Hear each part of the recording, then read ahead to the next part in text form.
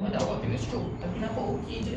Tapi sebenarnya ada terjejas daripada kemahiran otak, kemahiran daya fikiran tu lah. Macam memori contohnya. So benda-benda macam ni semua berbeza. Tapi penting untuk kita ada matlamat tu lah. So hari ni memandangkan saya dengar semuanya baru-baru kat sini. So benda ni kita baru start tahun ni. Kalau nak kembali bekerja tu kena spesifik lagi. Contohnya, okey, faham nak kembali bekerja. Tapi nak kembali bekerja sebagai apa?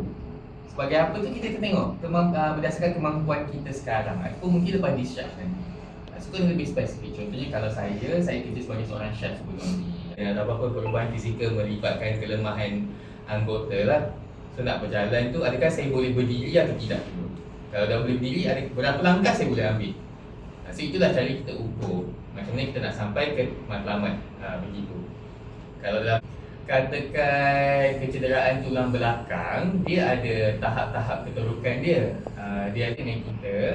Yang tu saya rasa senanglah nak faham. Maksudnya apa yang kita nak capai tu berkaitan dengan keadaan fizikal ataupun bila dekat luar, contohnya berkaitan dengan apa matlamat hidup masing-masing. Contohnya nak bekerja sebagai dalam bidang ni ataupun nak capai sesuatu dalam bidang sekian. Dalam pekerjaan sendiri pun ada tahap-tahap kita kata management ke ataupun nak jadi bos ke, contohnya ketua ini, itu pun boleh jadi satu berkaitan dengan relevan tu lah, bersesuaian masa. So kita boleh je kata nak berjalan, nak bekerja semula ataupun katakan nak jadi bos lah, jadi bos kan, nak jadi ketua ini ataupun nak buat apa-apa, kena ada masa tu. So dalam matlamat kita kena bagi masa. Macam ibarat kita bagi deadline kat diri kita. Contohnya nak berjalan semula, nak sembuhkan fizikal, nak kuatkan fizikal, berapa lama masa kita bagi tu? Kalau kita kata 1 bulan, adakah itu realistik?